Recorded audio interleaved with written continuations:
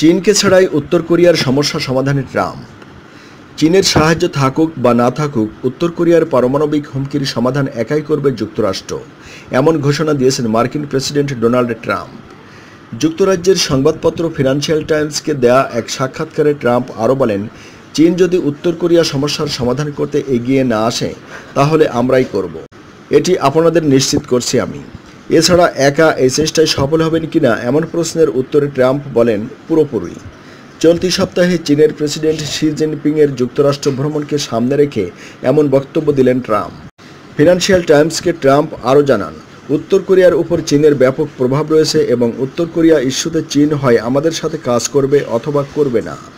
যদি তারা আমাদের সাথে কাজ করে তাহলে সেটি তাদের জন্য ভালো হবে, আর যদি না করে তাহলে এটি কারোর জন্যই ভালো হবে না। উত্তর কোরিয়ার চলমান হুমকি মোকাবেলায় একতরফা পদক্ষেপে যাবেন কি না এমন প্রশ্নের জবাবে ট্রাম্প বলেন, এটি নিয়ে আমাকে আর কিছু বলতে হবে না। পুরোপুরিভাবেই আমরা তা সমাধানের চেষ্টা চালাবো। তবে কী ধরনের পদক্ষেপ নেওয়া হবে সে সম্পর্কে স্পষ্ট করে কিছুই বলেননি তিনি।